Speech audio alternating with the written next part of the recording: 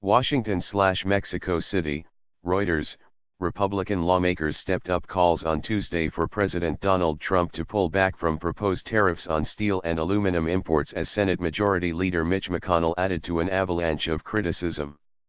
Critics worry that the measures risk igniting a trade war and damaging the U.S. economy.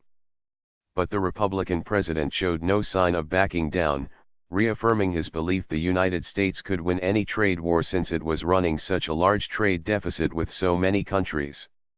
A euro or when we euro trademark behind on every single country, trade wars arena euro trademark t so bad a euro, he told reporters at the White House at a news conference on Tuesday with the Swedish Prime Minister.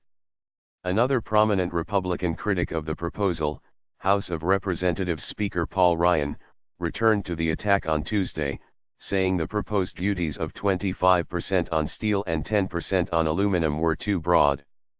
Although the measure is designed to hit China, its main impact will be on U.S. allies like Canada.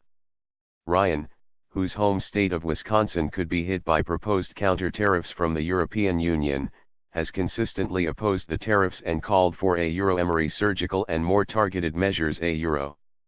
The White House has said the measures will protect industries and jobs from unfair competition and that across-the-board tariffs are needed because countries like China use third countries for shipping steel to the United States, disguising its origin. Opponents charge that the tariffs could destroy more jobs than they create, risk alienating U.S. allies, and that American consumers will end up paying more for a range of products from cans of beer to cars. A euro or other is a lot of concern among Republican senators that this could sort of metastasize into sort of a larger trade war, and many of our members are discussing with the administration just how broad, how sweeping this might be a euro, McConnell said in his first comments on the issue. Financial markets have rallied off their lows on expectations the measures may be watered down in the face of an intense lobbying effort from leading Republicans. On Tuesday, Representative Mark Meadows, the head of the Freedom Caucus, a staunchly conservative Republican grouping in Congress, raised concerns about the impact of the tariffs on U.S. manufacturing and agriculture. Agriculture is a potential target for retaliatory tariffs from China if Trump pushes ahead. Meadows, who spoke to reporters after a closed-door meeting with House Republicans, said, a euro, most of the conversation I heard was not in support of that particular decision a euro. Trump was presented with three options by the Commerce Department. The broad tariffs that he announced last week were one. He also had the option of a much higher duty of 53% on steel imports on a narrower group of 12 countries that did not include Canada, Mexico, and the European Union, although all countries would be subject to quotas. For aluminum, China, Hong Kong, Russia, Venezuela, and Vietnam would be subject to direct tariffs and others to quotas. The final option called for quotas for both industries to limit imports. Mexico fires back.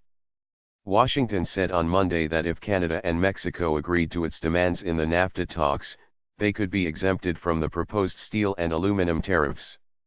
Trump repeated the proposal on Tuesday after the trilateral talks ground to a close following 6 months of discussions that have achieved little progress. Both Mexico and Canada have rejected the proposal. Mexican Economy Minister Ildefonso Guajardo raised the prospect of reprisals if Washington pushed ahead with tariffs and insisted the North American Free Trade Agreement remain a Euro-OEA trilateral accord a euro in response to a U.S. proposal to hold talks with Canada and Mexico separately. A euro or other a euro trademark a list of U.S. products that we are analyzing internally, but we want a euro trademark to make it public. We euro trademark going to wait a euro, Guajardo told the Televisa network in an interview. Canada has also said it would take countermeasures, as has the European Union. Trump took aim at the EU at his news conference with Swedish Prime Minister Stefan Löfven, saying the bloc had treated the United States unfairly on trade. Trump has vowed to cut America euro trademark's trade deficit and accuses countries like China of cheating.